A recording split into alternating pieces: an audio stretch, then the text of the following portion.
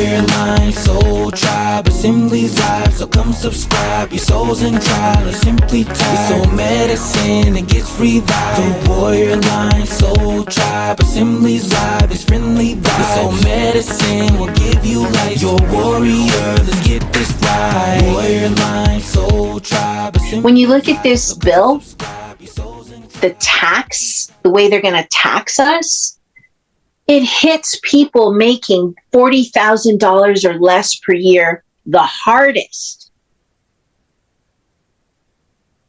I would be paying less than someone who makes half my salary. That's disgusting. And someone who makes 5 times as much as me pays nothing. But how are they going to get that money if they put me in a camp? It just doesn't make sense, right? They haven't really thought this through.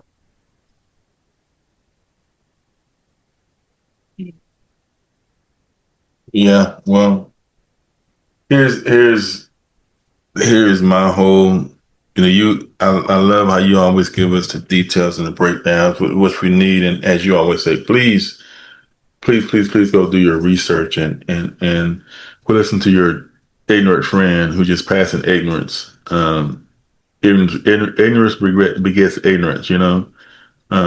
Listen to people who do the work and are passing along because they care about you and because they love you and because they want truth to be upheld. Because as you say so eloquently, people are going to be devastated by this, and we know history has told us. I love this is a safe place. We know black people are going to hurt the most. Yes, we need to stop with this. Oh no, it's going to hurt. They're going to affect everybody. No, black people are going to be hurt the most because history. I can go to maybe this is different. Okay, maybe this time different, but I can't go nothing about history. When we win certain things, and we get hurt. We get the less benefit out of it, or we get hurt the most. So that's a historical statement. That's true. But this is true too. When you look at the big bill, and we can't revise history. As you say, we can slip in lament November 5th all we want, but it didn't happen. But what I do know is this, and I think that there's a guy I follow that said, this is the fault of the audience. We can talk about Project 25, which is true, and the felon, which is true, but none of this can be acted without power, right? You gotta have power to enact it, right? And so where does the power come from? The fact of the matter is that everybody, no one, not us, but it came from white people. Right. Because somebody took a gamble, again, as they did throughout history, as they did with the Civil War, as they did throughout history, they took a gamble. Because we always use the word, this fell, that fell. Well, the degenerate took a gamble, and this was a gamble. I'm going to see if the system of white supremacy will hold. I have no vision. I'm a degenerate. I'm a loser. I'm going to see if the system of white supremacy will hold. I'm going to see if, even though I have nothing to offer but just buffoonery and death and destruction. Righteous anger. I'm going to see if systemic white supremacy will hold. The system worked as designed. The system worked as a rich, decrepit white man got put in office, not based on qualifications, but because of white supremacy, because the alternative was not that. And the system worked as designed, and we hate to admit that. We say the system failed. No, if she would have won, the system would have failed. The system says that I can be as crass as I want to be. I can have no leadership, no policy. I can be the biggest loser, bankrupting casinos. I can do all this, and yet I can still be walked right after I failed January 6th, all that. I can walk right back in this office because white supremacy will overcome reason, will overcome love, will overcome qualifications, will overcome trust, will overcome, a person who's there Everything we teach our children to be the white audience put in office. We teach our kids to respect your neighbor. We teach our kids as you posted on Blue Sky the other day.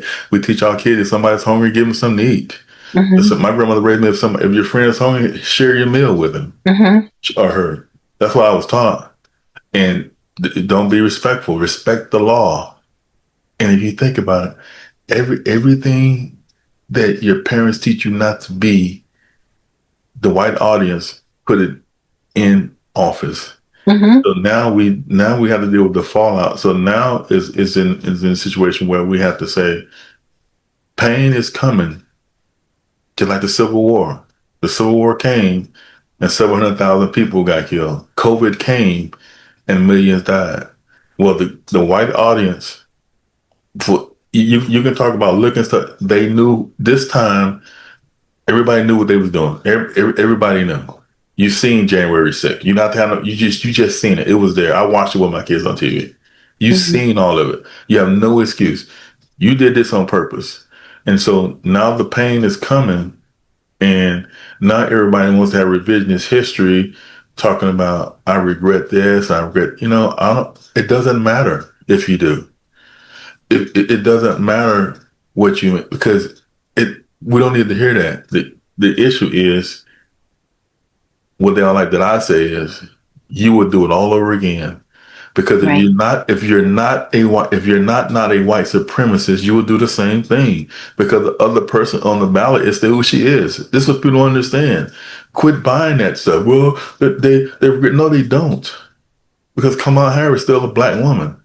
So what would change? Just because they know what they know now? No, that white supremacy, that systemic white supremacy will still rise up within them. That evangelical white woman who can't be free like Jennifer and come on a podcast and speak her voice and have her own thoughts and process, they can't do that. She'll go right in that photo booth and do what that white man tell her to do.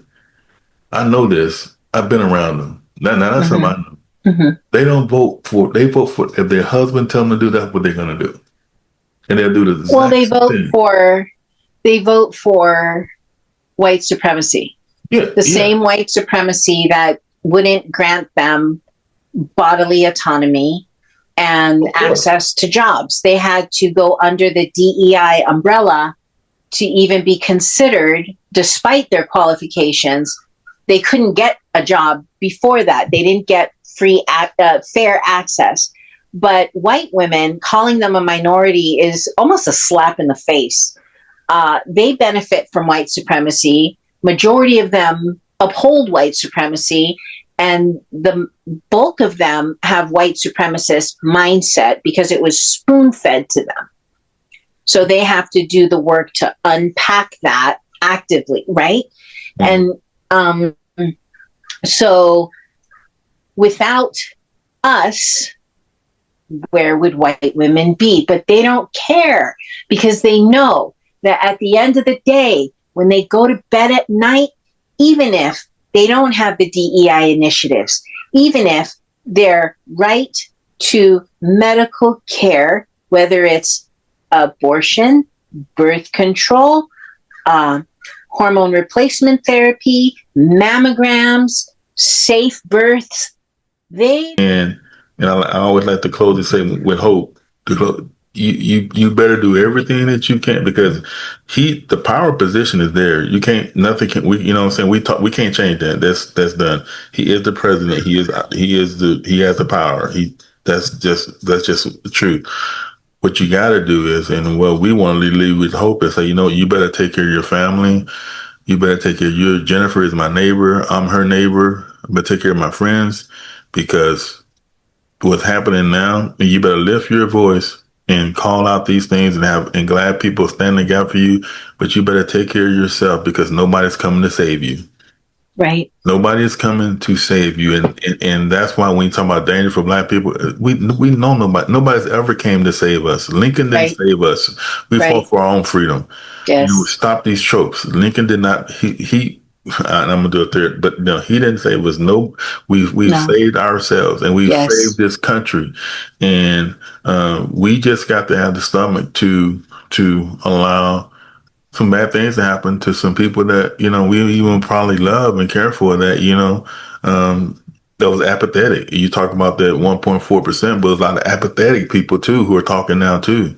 Well, he don't really mean this. Okay, well, see what happens. See what happens. So it's and that's what I will close the segment. This just reiterates to me is that my vote is my power, and you have to give me something tangible, because what you're talking about, what you broke down to us, is tangible, Jennifer. This is your insurance. You know what I'm saying? It should be your health. This is, I mean, who's not going to get sick? I mean, it should be a human right. These are tangible things, and that's what I mean by tangible. To get my vote, you want my vote? You got to tell me you believe that healthcare is a human right. Yes. Not based on a job, not based on a career. It's based the richest country in the world should be able to feed its citizens and educate its citizens and house its citizens. It's based on you being a human being, period. If you're a human being, you get health care. End of discussion. There's no discussion. It's not going to start a discussion. Now you can, now my vote, you see what I'm saying? Now, that's what I mean by the exchange. You don't tell me, I believe it's for you. No, I don't care. Do women have a right to choose? Well, no. So you don't get my vote. See what I'm saying? This is what I mean by the exchange. But they wore pink hats and everything after Hillary lost. Yeah. And Hillary said, you will lose reproductive rights. Yes. And white women said, no, we're not. Okay, well, so thanks for ruining it for everybody, guys. Nice hats. Yeah. It looks stupid. They saw what they did with Amber during the Harris campaign. She had to go to, she had to leave Georgia to go to North Carolina, and it was too late, and sit back and she died. Mm-hmm. But dismiss that. So they don't care. They don't care about Black women. And so our vote is our power. Our vote comes with an exchange, and as we close out these segments, this thing that happening, it's just like we can't go back. But you better take care of yourself. You better make sure your house in order. As I tell my vet, my wife, I said we got this in place, we got that in place, because what's coming is going to be felt, and suffering is coming, and suffering is going across the land, and it's not going to. It just, like COVID, it doesn't take. You don't care whether you poor, rich, Black, white. It's going to affect a lot of lives. But that's what, and I'll close with this. This is exactly what white supremacy has done for 400, 500 years. In the end, it always brings death. There's never any uplift. There's never even hope. Somebody's going to get killed. Somebody's going to die. People are going to suffer. We did it with they did it with this bill. We did it with COVID. They did it with the Civil War. They did it with all this other stuff. It always brings forth death. Always bring forth destruction, because there is no vision to it. It's just, we stole this and we're trying to maintain it. Only thing we're trying to do is keep it, because as you said earlier, we don't want to get what we gave. You know what I'm saying? We don't want it coming back to us. So that's all they do. Let's maintain white supremacy by any means necessary, because we know what we did, and we sure don't want that. We sure don't want that coming our way. Because they can survive it. Going forward, I think the important takeaway, what is a great example, is something recent, something that's easily searchable on the internet or on YouTube, whatever your preference is. There were a lot of white farmers crying about Trump betraying them. Their farms are going under because of Trump's policies. J.D. Vance's affiliation with that company that buys farmland for pennies on the dollar and sells it to corporations and racist South Africans. All that food that they produced after he did what he did to USAID, they're stuck with all that. And then their workers who are underpaid, overworked, they got kidnapped on the farms. Mm-hmm. But on the other side of this whole thing, Black farmers are chugging along. They never got any help from the government, and they're still doing what they do. Their farms are still producing. Their people are still working. They're getting it done.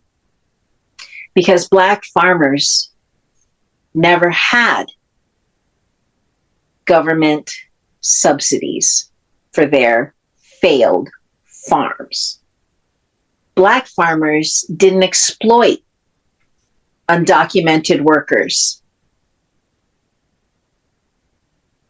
But Black farmers are thriving right now.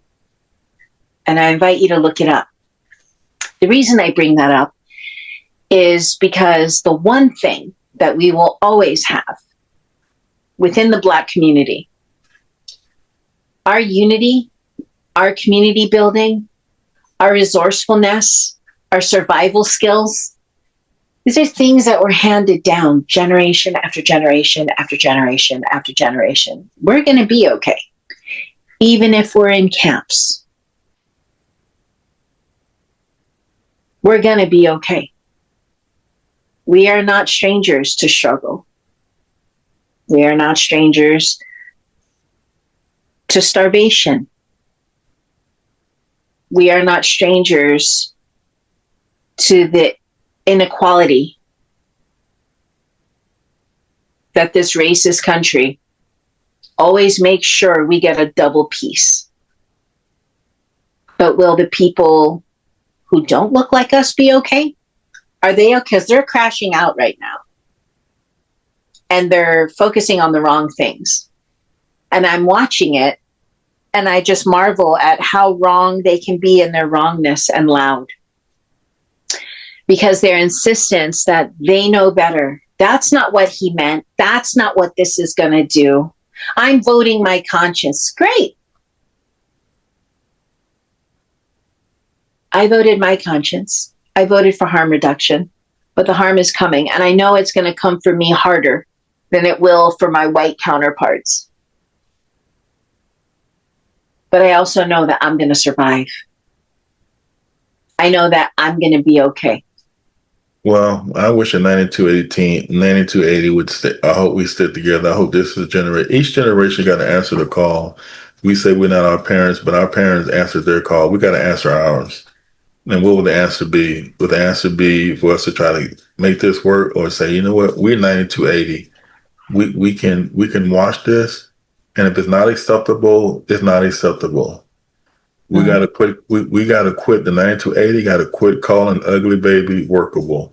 No, the baby is ugly. It needs change, and we have power. We have a voice. We are not going to allow you to harm talking about harm. We're not going to allow you to harm Black women. We're not going to allow you to harm people without cause. We're not going to allow you to, just like you said earlier, we're going to stick together. And if that's sticking with you, if you bring something to the table, but we have our own table. We have the 9280 table. Mm-hmm. They need to come to our table, and we need to quit men the menu. Can you do me a favor? Mm-hmm. For people who don't know, can you please elaborate on what you're talking about? 9280. 9280 is the 92% of Black women and 80% of Black men who voted for harm to not happen. Yes. Simply so medicine and gets revived. The warrior line, soul tribe, assemblies vibe.